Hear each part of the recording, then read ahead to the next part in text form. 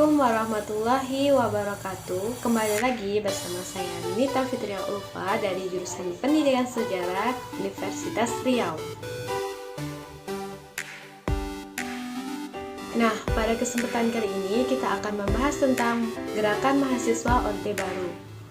Sebelumnya, teman-teman sudah tahu belum apa itu gerakan mahasiswa Orde Baru? Dalam sejarah perjuangan bangsa Indonesia, gerakan mahasiswa seringkali menjadi cikal bakal perjuangan nasional, seperti yang tampak dalam lembaran sejarah bangsa.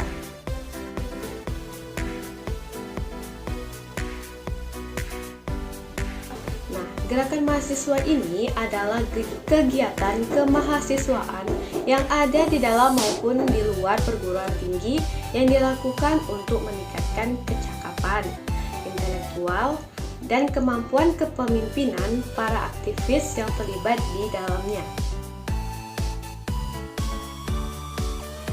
Nah, teman-teman tahu tidak, pada tahun 1965 sampai 1966, pemuda dan mahasiswa Indonesia banyak terlibat dalam perjuangan yang ikut mendirikan Orde Baru.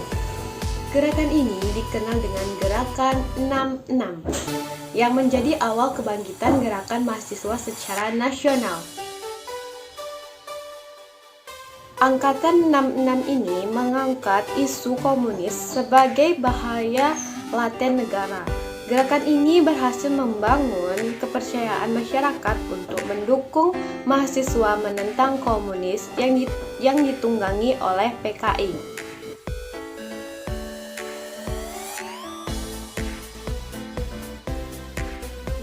Memasuki pada tahun 1974 terdapat gerakan mahasiswa. Sebelum gerakan mahasiswa 1974 meledak, bahkan sebelum menginjak awal 1970-an, para mahasiswa telah melancarkan berbagai kritik dan koreksi terhadap praktik kekuasaan rezim Orde Baru, seperti menentang pelaksanaan pemilu pertama pada 1972 dan menentang pembangunan Taman Mini Indonesia karena banyak menggusur rakyat kecil yang tinggal di lokasi tersebut. Golput yang menentang pelaksanaan pemilu pertama pada masa Orde Baru pada 1972 karena Golkar dinilai curang. Gerakan menentang pembangunan Taman Mini Indonesia Indah pada 1972 yang menggusur banyak rakyat kecil yang tinggal di lokasi tersebut. Protes terus berlanjut.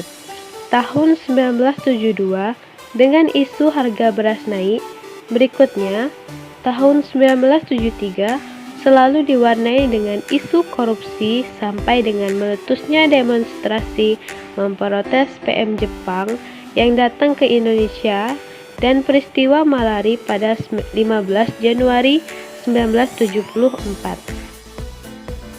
Nah, terdapat Gerakan Mahasiswa Jakarta. Gerakan Mahasiswa Jakarta ini meneriakkan isu ganyang korupsi sebagai salah satu tuntutan atau teritura baru. Nah, serta dua tuntutan lainnya, yaitu dibubarkannya asisten pribadi presiden dan diturunkannya harga. Menjelang dan terutama saat-saat antara sebelum dan setelah pemilu 1977, barulah muncul kembali pergolakan mahasiswa yang berskala masif. Berbagai masalah penyimpangan politik diangkat sebagai isu. Misalnya, soal pemilu mulai dari pelaksanaan kampanye sampai penusukan tanda gambar, pola rekrutmen anggota legislatif, pemilihan gubernur dan bupati di daerah-daerah, strategi dan hakikat pembangunan, sampai dengan tema-tema kecil lainnya yang bersifat lokal. Gerakan ini juga mengkritik strategi pembangunan dan kepemimpinan nasional. Pada periode ini, terjadilah pendudukan militer atas kampus-kampus karena mahasiswa dianggap telah melakukan pembangkangan politik, serta mahasiswa tahun 1978 lebih banyak berkonsentrasi dalam melakukan aksi di wilayah kampus. Soeharto terpilih untuk ketiga kalinya dan tuntutan mahasiswa pun tidak membuahkan hasil. Nah, meski demikian, perjuangan gerakan mahasiswa 1978 telah meletakkan sebuah dasar sejarah, yakni tumbuhnya keberanian mahasiswa untuk menyatakan sikap terbuka untuk menggugat bahkan menolak kepemimpinan nasional. Dihidupkannya model-model kelembagaan yang lebih independen, meski tidak persis serupa dengan Dewan Mahasiswa untuk membangun kemandirian melalui SMPT, menjadi awal kebangkitan kembali mahasiswa pada tahun 1990, yakni gerakan yang menuntut kebebasan berpendapat dalam bentuk kebebasan akademik dan kebebasan mimbar akademik di dalam kampus pada 1987 sampai 1990-an, sehingga akhirnya demonstrasi bisa dilakukan mahasiswa di dalam kampus perguruan tinggi.